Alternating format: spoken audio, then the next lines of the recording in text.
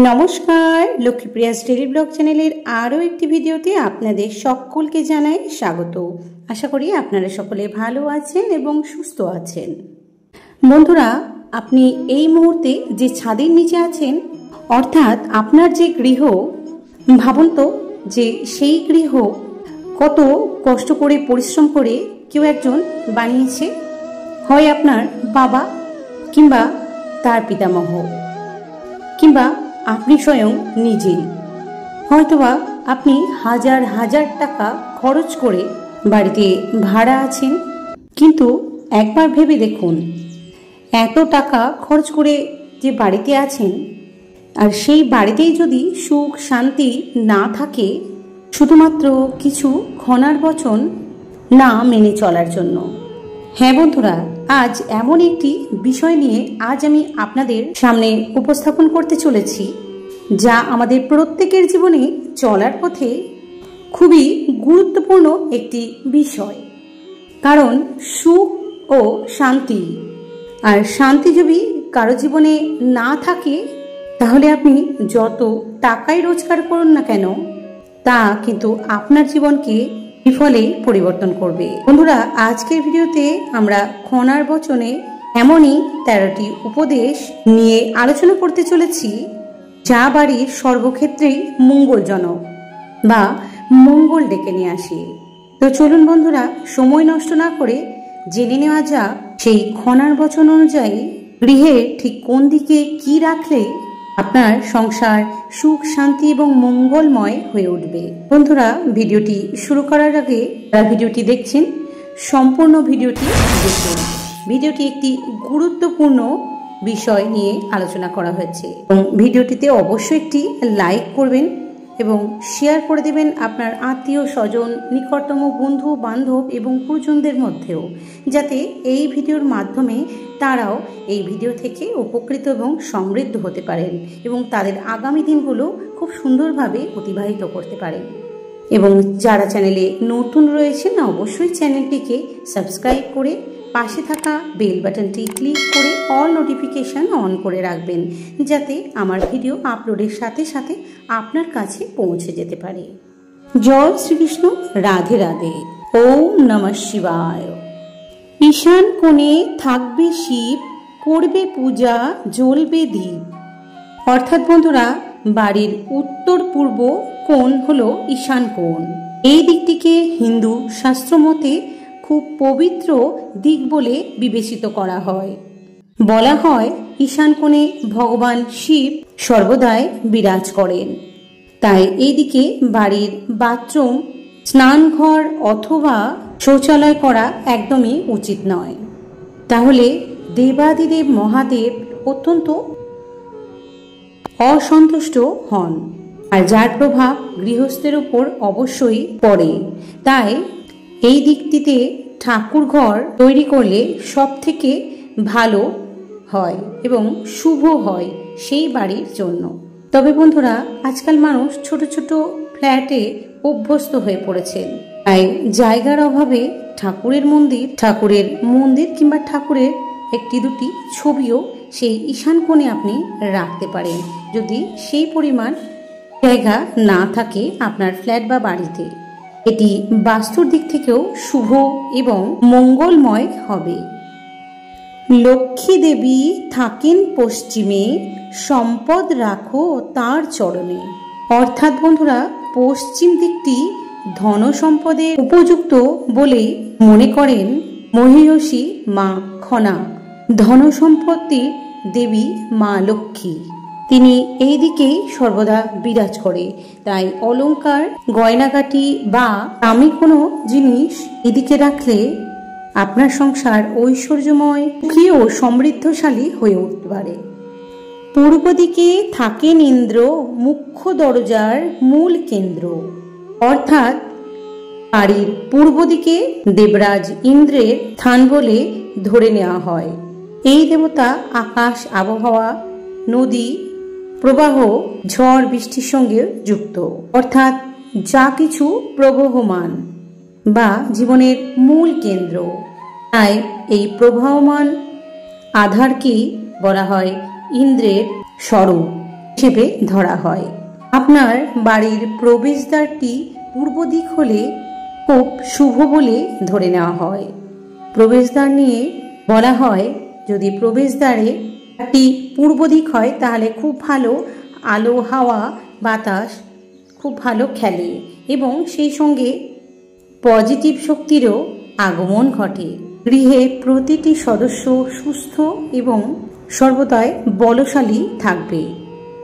দক্ষিণ পশ্চিমে শয়ন কক্ষ, পবন চলাচল মূল লক্ষ্য।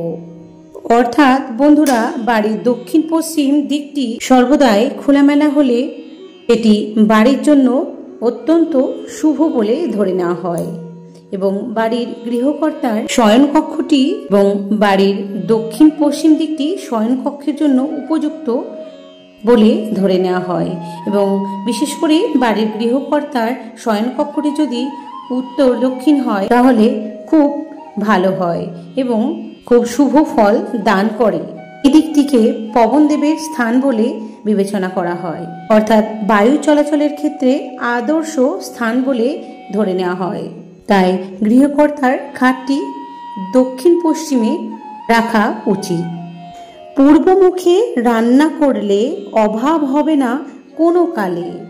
অর্থাৎ বন্ধুরা, পূর্ব দিকটি যেহেতু আলো বাতাস আগমনের দিক, তাই এদিকে যেহেতু সূর্যদেব উদিত হন, তাই যিনি জগতের সকল শক্তির আধার, এদিকে মুখ করে অর্থাৎ পূর্ব দিকে মুখ করে কোনো গৃহিণী যদি রান্না করেন তাহলে সংসারে খাদ্যের কোনোদিন অভাব হবে না। এটি বলেছেন মহিয়সী মা খনা। উত্তরে কুবের বিরাজমান, সম্পদ রাখার বড় স্থান। আমাদের হিন্দু শাস্ত্র মতে উত্তর দিকটি সাধারণত ধন সম্পদের দেবতা কুবেরের স্থান বলে মনে করা হয়।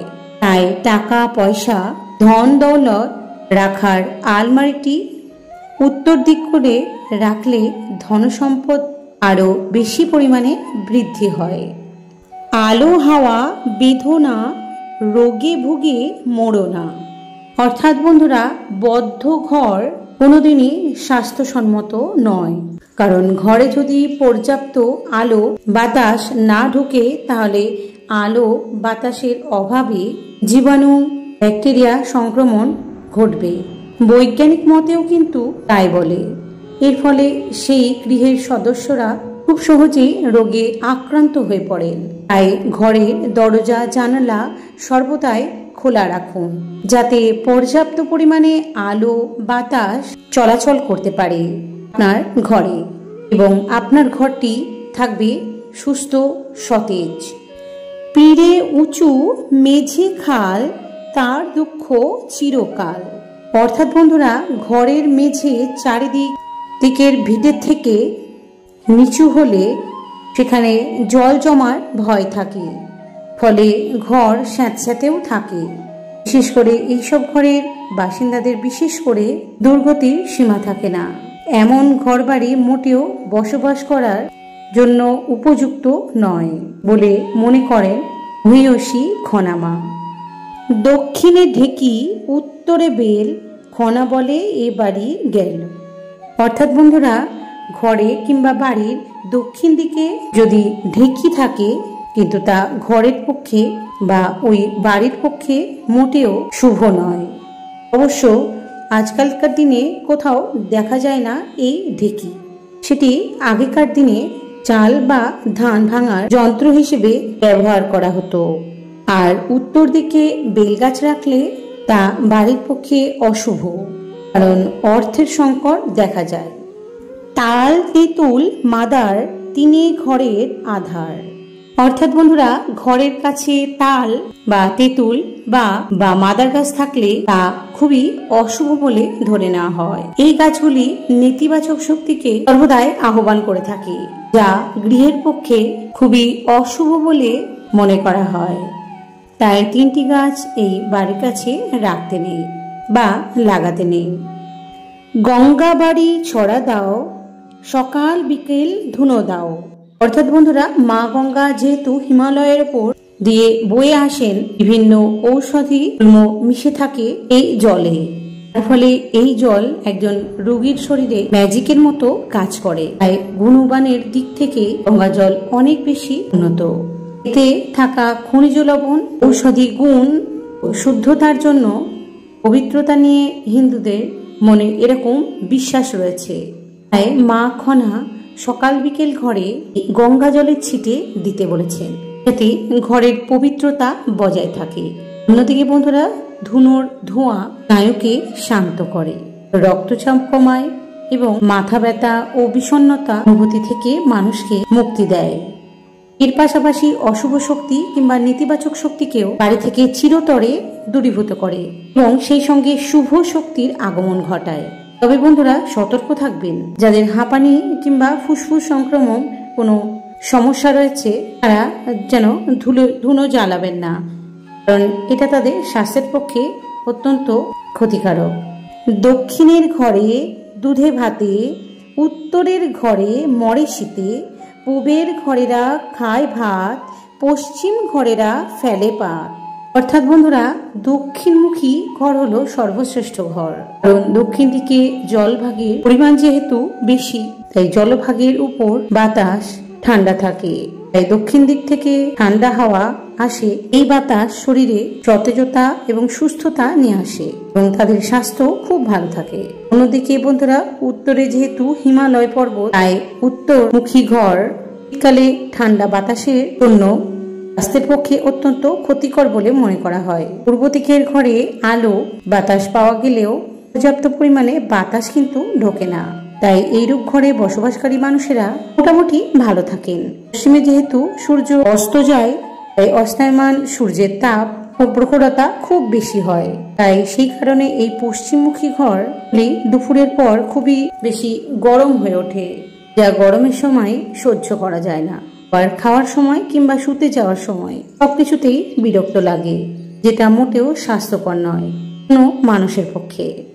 ঘিরলে বাড়ি, সাজাইলে তিরি। অর্থাৎ বন্ধুরা, বাড়িতে ফুল গাছ বাগান দিয়ে ঘিরে রাখলে বা সাজিয়ে রাখতে বলেছে মহিষী মা খনা দেবী, কারণ এটিতে ঘর দেখতে সুন্দর লাগে বা বাড়িটিও দেখতে খুব সুন্দর লাগে। আর ঘরের ভিতর বাস করা মানুষজনের মনও পজিটিভ এনার্জিতে ভরপুর থাকে এবং এখানে লক্ষ্মী দেবী বিরাজ করেন, তাই সেখানে কোনো অপ্রীতিকর ঘটনা ঘটে না এবং সেই বাড়িতে সর্বদা সুখ শান্তি সর্বদাই বিরাজ করে। তো বন্ধুরা, আজ এই পর্যন্ত। দেখা হবে আরও একটি ভিডিওর সাথে। সকলে ভালো থাকবেন, সুস্থ থাকবেন। জয় শ্রীকৃষ্ণ, রাধে রাধে। ওম নমঃ শিবায়, নমো নমঃ।